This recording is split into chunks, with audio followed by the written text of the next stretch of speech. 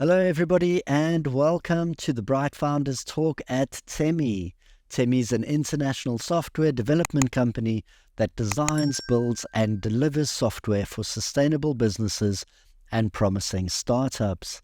My name is Matthew. I'll be your host today, and I'm joined by Dan O'Day, a legal tech CEO from a company called ecfx, based somewhere outside of St. Louis in the United States. Is that right, Dan? Well, yes, we're a virtual company. Thank you for the introduction, Matt. Really happy to be here today. So we are a virtual company. We're all over the U.S. Technically, the headquarters is in Venice, California, Venice Beach. But as soon as COVID hit, we decided having an office maybe wasn't the best use of our time. So we've gone virtual. Fantastic. So you guys are spread out all around. Dan, I'd like you to tell us a little bit about ecfx. What is it? Where did it come from? What is your place in the market? Sure. So for those who are not familiar with the litigation, especially litigation in the U.S., it's a process whereby a lot of documents go back and forth between the parties, right? So you have these things that are filed with the court. They also have to get served on the other side. Historically, even as little as a few years ago, and even in some rural counties today, that stuff all happened with paper. But the courts have moved to what they call electronic court filings, or ECF. And what that means effectively is now when something gets sent out, people get an email. That email has a link. That link is to the court's website or a third-party provider. You log in. You download some documents, you figure out, oh, this needs to go to Charlie and Jane and Joan, and you send it out to them. And that takes time. It takes anywhere from 5 minutes. It can take half an hour if there's a lot of exhibits. We simply automate that and do it in seconds. I like that. We all, hopefully not all of us, but a lot of us in our lifetimes have to deal with the legal system at some point or another. And I can tell you from first-hand experience in a country like South Africa, it could be a lifetime event, going through a simple procedure. And it's are you seeing good results from this program? Are people adopting it? What's happening? People are loving it. Our clients love it. Some of them have described the product. They say it works like magic. They say it's really amazing. Because it's really mundane work. We're not doing the stuff that requires a lot of intelligence or human to look at and think about. We're doing the stuff that's like point and click and drag. And when you automate that kind of mundane work, it frees up the brain to do really interesting stuff. So clients are excited. We've had success in large law firms like Denton's and White and Case and Perkins Coie and Orrick and others. We've also been down to solo firms. So really anyone in the legal profession, this is a good fit for. We've had success with insurance companies as well, because they also do a lot of litigation in-house. Okay, I'd like to actually touch on that a little bit. Now, I know when it comes to laws from different countries, there's certain requirements and certain things that must be done a certain way. Is your software compatible with different laws? Is it more about the process? Is there anything that makes it specific? Could I implement it, say, in Africa, for instance? So yeah, we could actually implement it in other countries, because all that has to happen is two things. It's not about the law, how it's written or what it's about. It's about the court and what system it uses to notify people of cases and filings in those cases. So assuming the court in South Africa was online, we could absolutely integrate with it. Okay, fantastic. We are struggling with electricity at the moment, so we're online sometimes. Yeah, have to download a schedule to know when we're online. So Dan, what I'm going to do, I'm going to take us a few steps back, and I'm going to speak about your journey into this position. And I always like to start off with school, and I have a question that I ask everybody. In school, were you a learner or were you one of the naughty kids? There's perhaps both in some sense. I was a person who did well on tests but never did their homework, is how I went through most of school. So Okay. It's interesting. The reason that I ask, obviously, is because our listeners and our audience come from a variety of different backgrounds. And it's nice to see that you can make a success out of yourself. You can end up in a good place in life, regardless of where you started out. A lot of people might look at themselves and judge and say, "Oh, I wasn't that good in school. Maybe I can't get to where I'm going." But as quite often is proven, that's not the case. Um, After school, did you go straight into studies? Did you have a gap in between? What were your plans leaving school? Did you know where you were going? Yeah, so I went through a lot of schools. So I went through undergrad, and then I went to graduate school, and I decided to get both a JD and an MBA, which is JD is a law degree in the U.S. And then a business degree. So I was in school for a long time. Just went straight through, and then I graduated and thought I was going to practice law, and realized that the practice of law is very adversarial. As one of my professors put it, it's the only job where someone's trying to undo everything you do. And so it gets to be a bit contentious at times. And I decided building software was more interesting. I like that. So you had an interest in law to begin with, and then you've gone into the software. So the two of them tied together, and you said you've had a bit of school. How many years were you in? So undergraduate is 4 years after high school, and then there's 4 more years to get a JD and an MBA together. So JD is normally 3 years, and MBA is normally 2 years. They combine a program to get you out 4 years, but that's the way that goes. So I was in for 8 years of upper education. Fantastic. And do you find that it was a big help to you? Again, this is one of those things where people leave the system and they say, "Thank goodness I did it." Some leave, they say, "Could have maybe done with a few more." Did you find that it was relevant for you? Well, it's relevant because I went into legal technology. If I was into some other technology, it would not be nearly as relevant. But I happen to have been into computers since I was 9 or 10 years old, and took that tech background and combined it with the law background, and somehow came out all right. So Fantastic. I think you see that with a lot of entrepreneurs where they combine different backgrounds and they come out with something new, right? That's right. Yeah, but it's not. It's mixing those things together, finding the little gaps and filling it in with the information. Thank you for that. Now, so you finished with your studies and you got into the job market. Did you start off? Did you hit the ground running? Was it a slow start? A couple hiccups? Tell me about the beginning, the early years in your profession. So as I mentioned, I practiced law, and I was making decent money for that at that age at that time. And then I realized I didn't like it, so I decided I would go be a computer programmer. That involved a pay cut. But I think several times in life I've decided to make less money to be in a happier place, and I think that's you always have to balance these things. And so I ended up at a company, eventually after doing some consulting on my own and being an independent consultant. I ended up at a company called Elite. Elite was acquired by Thomson, which merged with Reuters. So you may have heard of Thomson Reuters. And so I was there, and every few years I would get promoted into a new role until there was another reorg, and they're like, "Okay, where are you going to go?" And I said, "It's time for me to go someplace else." So that's how that goes. You moved around a little bit. You had various opportunities in your life. And you said something interesting there. You said you've quite often had to choose your own happiness and your passion over finances. Do you ever regret making that decision?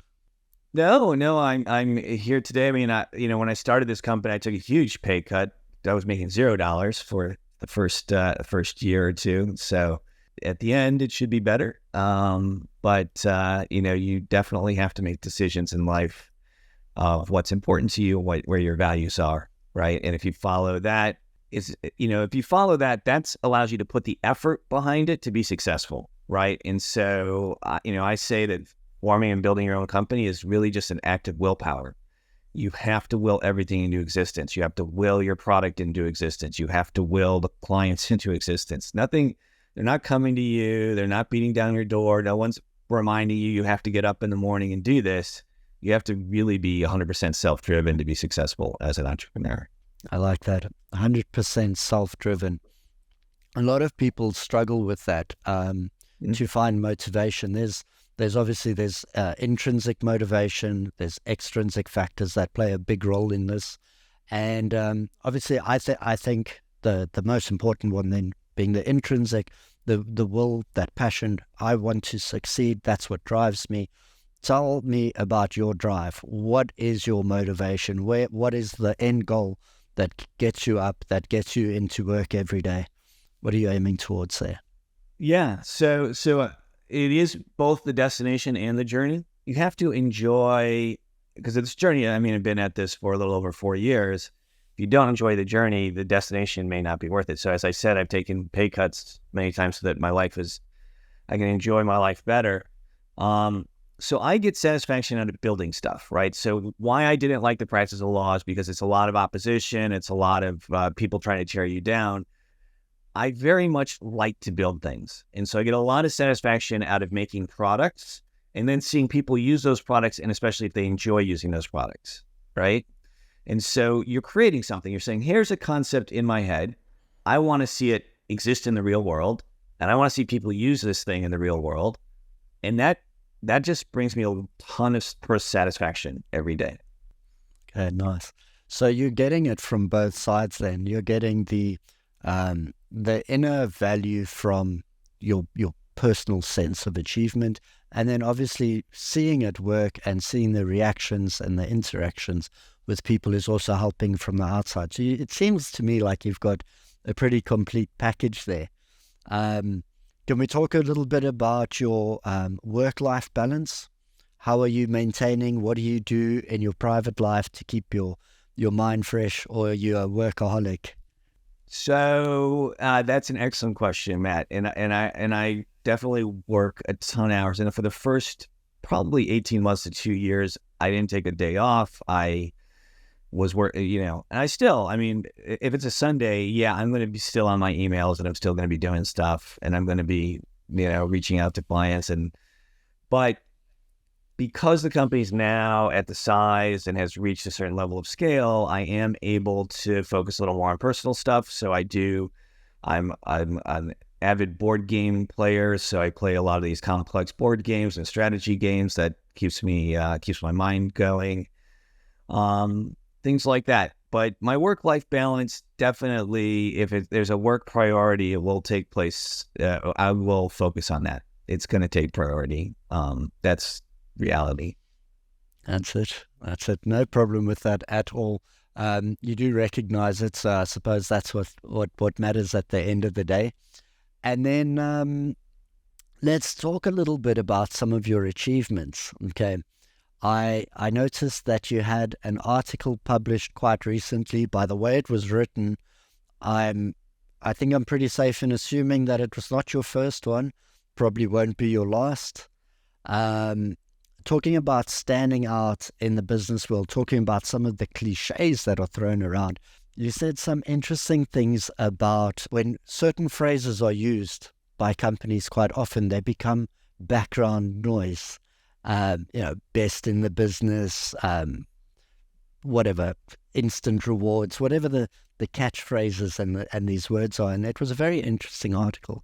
Can you talk us through that, your writing and everything? Yeah, so I actually used to write a lot when I was younger, a young programmer, and now occasionally I'll put some words down. But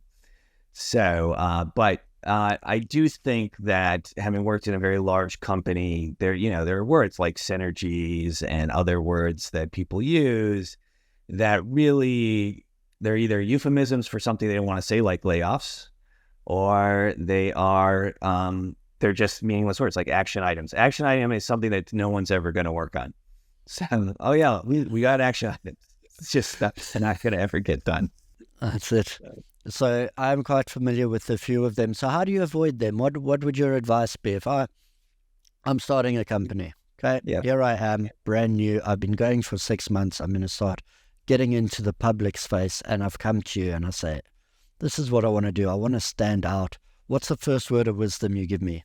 Just speak plainly and directly, right? So, you spend a lot of time in the UK. I spent a lot of time in the UK. There's a lot of indirect speech in the UK, right? And so when I was there, one of the things that I think helped me in my business dealings in the UK is they're like, oh, it's so refreshing for someone to actually say what they mean. And I think saying what you mean is key, right? And so that when someone leaves the conversation, they know, oh, this is what Matt was asking about. This is what Matt wanted to see happen. And I can give Matt a yes or no answer or a maybe and come back to it. But at least I understand what the request was. See, yeah. So speak plainly, be direct, and then I suppose avoid some of those overused cliches. Yeah, very true. Lovely. Talking about companies, building companies, let's move into your team a little bit. So how many people are you together now at ecfx? How many people are running the show there? So we're at 19 and we're about to be 25 or 26. We've got a lot of open positions. So if you're smart, intelligent go-getter, please apply. Go ecfx.com/careers.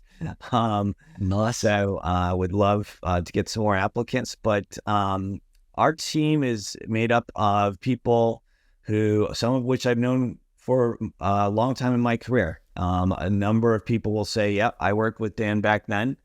Because I built the company based on a principle I read from Bill Gates, actually, when he talked about founding Microsoft. He said, I started the company with people I knew who were smart. And once you hire all your smart friends, then you have to figure out how you're going to hire after that. And so hired a lot of smart friends, also found some smart people out there in the market and continuing to grow. I like that. Start with your smart friends. It's interesting. We do tend in our lives to meet a lot of interesting people. And if just thinking off the bat now of that, if I had to start a business, there are a few people in certain roles that I would say, look, these are the people that I'd like to bring on board. But it's also dangerous ground. Mixing friends and business, that's quite tricky if it comes to disagreements. What percentage of friend are you? What percentage of business partner are you? How do you navigate those waters? Well, Matt, my co-founder is my best friend, so it's very interesting you should say that. And we haven't yet had to have a conflict over anything because we've known each other for so long. It is important, though. There are friends that I have who are not in the business, who are very close friends of mine, but yet I wouldn't, I could realize that there would be conflict or could be conflict, and therefore want to make the best business partner, right? So part of them being friends is knowing kind of their personality and how you would work with them and if you could work together, right? So that's kind of a threshold decision. Yes, the person is smart and capable, and yes, I can work with them. Those both need to be yes before you say, yeah, I'm going to bring you into the company. A lot of the people who work here were just professional colleagues before as well, right? And so we work together. A lot of people from Thomson Reuters, who I worked with, are here at the company now. Oof, I don't know if I'd work with my best friend. I mean, I'd work with them if we were planting vegetables in the garden. We did dig a swimming pool once for my parents. We ended up digging a swimming pool together. But to go into a business with them, I don't know so much about that. But good for you to work with your best friend. I mean, that must be a pretty cool dynamic. How long have you been friends for, if you don't mind me asking? Don't mind you asking. We've been friends since high school, so it's been quite a long time now. So okay, so I would say when you do meet, yeah, for business and that, it must be nice. You can get down to business, do your thing, and then you can go out and, I don't know, have a beer together, play around a golf, whatever it is you do. He's a much better golfer than I am, but we have played many rounds of golf. So all right, lovely. I believe if you accidentally kicked him on the ankle, maybe it could level the game out a little. Accidents happen. We got to find a way There you go. To average it out. Oh, fantastic! So, a couple interesting things going on there. You've built a nice team. You're working with your best friend. You've built this company together. And tell me about what's the future? Where's it going? What's your vision? So we have a very small percentage of the market. I mean, we've got around 70 clients, and there are potentially 7,000 firms out there that could use our software. So the first thing to do is just to keep growing the core business, to get that adoption out there, to get the market aware of the product, so that they can really see the benefits of it, right? And that is the foreseeable next couple of years, let's say. We'll be adding extensions or enhancements to the product, but we are involved in litigation, and there is kind of a vision maybe to put together a whole litigation workflow solution, and ultimately grow from dealing with just this one area to dealing with other areas involved in the litigation process. There's a lot that can be done to relieve pain and headaches. And ultimately, that's what software should do. Software should make people's lives better. Pretty much any product should make people's lives better.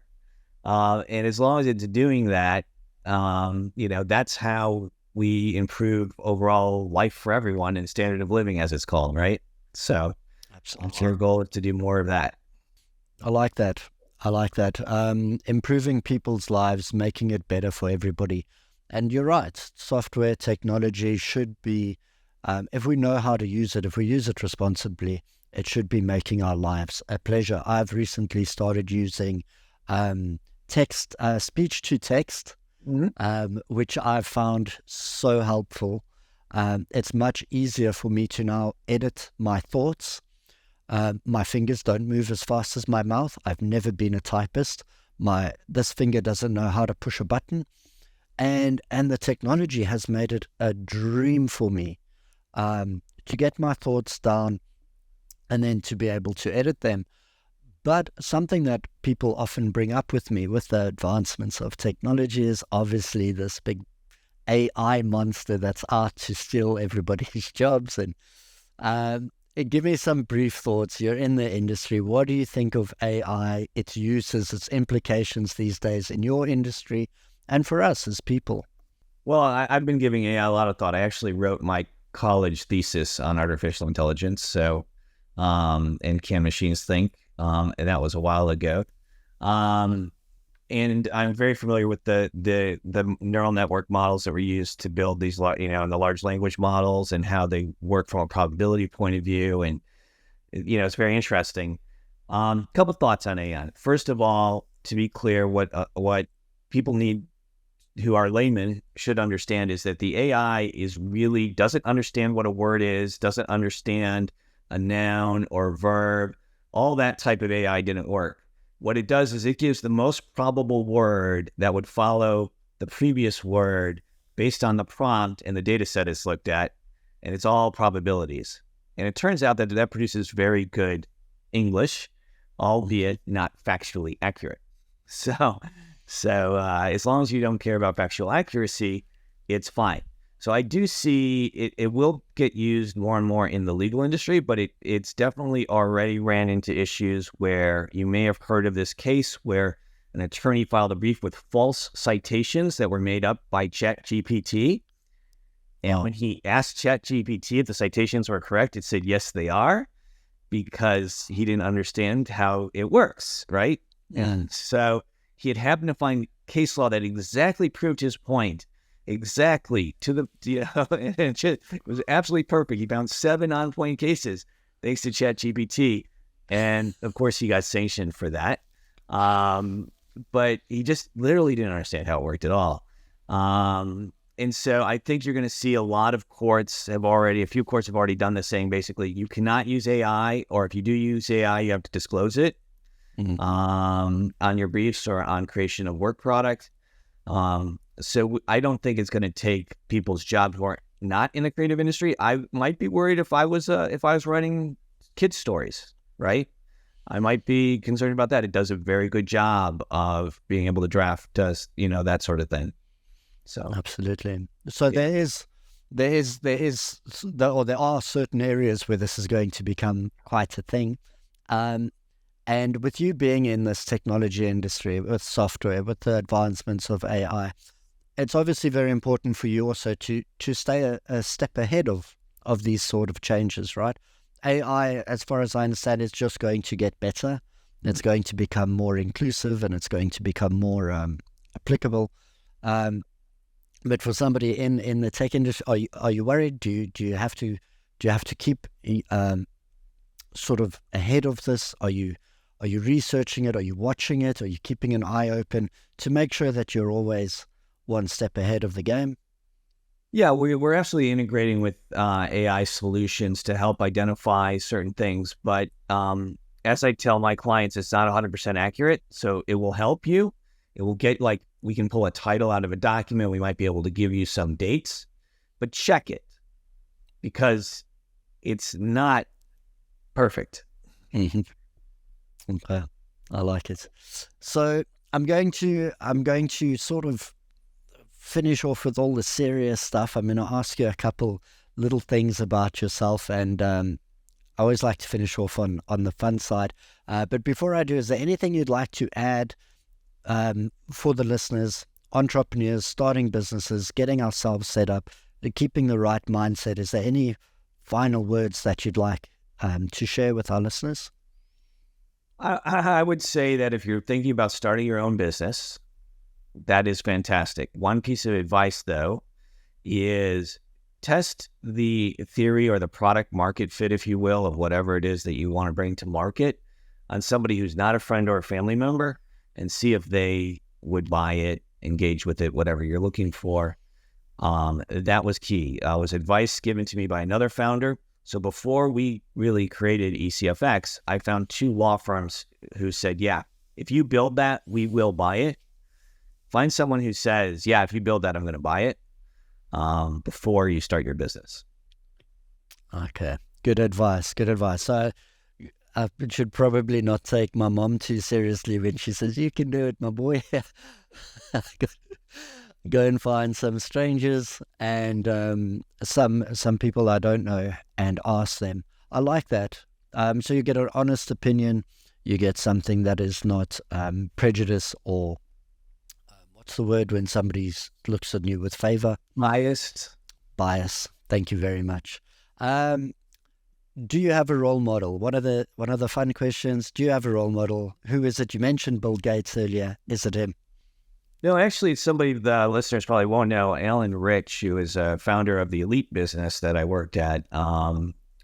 He's founded several other businesses, but he's just has such a fount of wisdom and helped guide me on this business. Was really instrumental in the early days, and definitely look up to him. Fantastic. What is the most valuable lesson you've learned on your journey about yourself? What is the one thing you've learned about yourself and you've gone, that's something about me?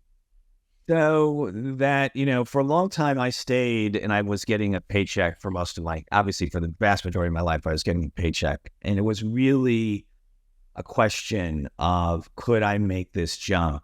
And would I have that daily motivation to get up and make everything happen? It's really easy when you work at a large company in an executive position to just answer people's questions all day. You'll get requests. People will, it's all just incoming to you, and you can just reply to everything. And that could be your whole job. I knew the day I started this company that no email was going to come into me. Everything had to come out from me and go towards others. And I learned I was capable of that. And I wasn't sure until I started this business. So you learned quite a bit then about who you are. I like that. And then our last one for you, favorite quote, mantra, motto that you live by. If we have to paint it on your bedroom wall above your bed, what is it going to say? This one was also said to me by Alan Rich. He didn't originate this one, but it is a good saying, and it is absolutely 100% true. No good comes from speaking ill of others. I try to live by it. I don't always live by it, but I try. Yes. Straight away, I can see the value in it. I believe in it. I think it's great. Is it easy? No, definitely not. You spend 5 minutes in traffic in a big city, and you're speaking ill of everybody. Sometimes out of the window, directly at them with gestures. Yes, no good comes from it. I think that was also in was it Bambi? No, Bambi's Thumper's mother said, didn't she say, if you've got nothing nice to say, don't say anything at all? Yeah, or something like that. Yeah, that's a good one. That's a similar saying. If you've got nothing nice to say, don't say anything at all. That's the same concept. Fantastic. All right, Dan, look, I'm going to let you go. I know you're a busy man. I just want to say thank you so much for your time. Thank you for joining us today. It's been a great pleasure having you with us. And yes, we wish you the best of luck for the future. And that's it. Well, thank you, Matt. It was very enjoyable, and really appreciate you taking the time to speak with me here today. Good stuff. Thanks, Dan. Look after yourself. You too.